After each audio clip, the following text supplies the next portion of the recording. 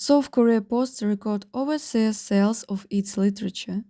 South Korean literary sales overseas saw a record rise in 2024, following the Nobel Prize in Literature won by writer Han Kang. The Literature Translation Institute of Korea, LTI Korea, reported the number of copies of Korean fiction sold overseas in 2024 was 1.2 million, up more than 130% from last year's 520,000 copies, LTI Korea said in a statement.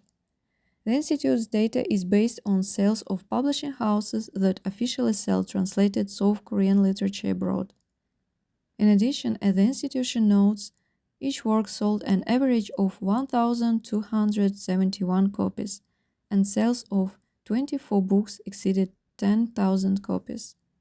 LTI Korea attributes the growing interest in South Korean literature among overseas readers primarily to the domestic writer Han Kang, winning the Nobel Prize in 2024. According to the institute, 150,000 copies of her books translated into foreign languages were sold last year. This is 5 times higher than in 2023, when sales amounted to only 30,000 units.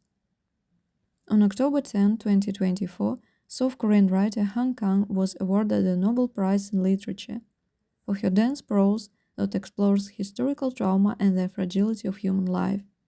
She thus became the first author from South Korea to be awarded the prize.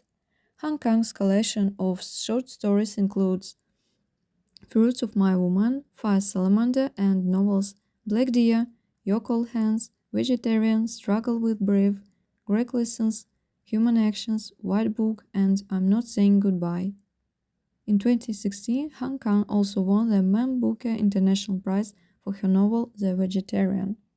It is noted that other works have also attracted the attention of foreign audiences, such as the book The Cursed Rabbit by writer Chon Bora, nominated for the International Booker Prize in 2022, the novels Love in the City by Park Sang-yong, and Mrs. Kim Ji-young, born in 1982, by Cho Nam-jo. South Korea to protect its metal industry from global pressure. A bipartisan bill aimed at supporting local steel producers has been introduced in the country. The K-Steel Act, sponsored by 106 lawmakers from both ruling and opposition parties, sets out a long-term industrial strategy that views steel as the foundation of the national security and economic sustainability. The bill calls for the creation of a presidential committee tasked with developing 5-year master plans and annual roadmaps for the industry.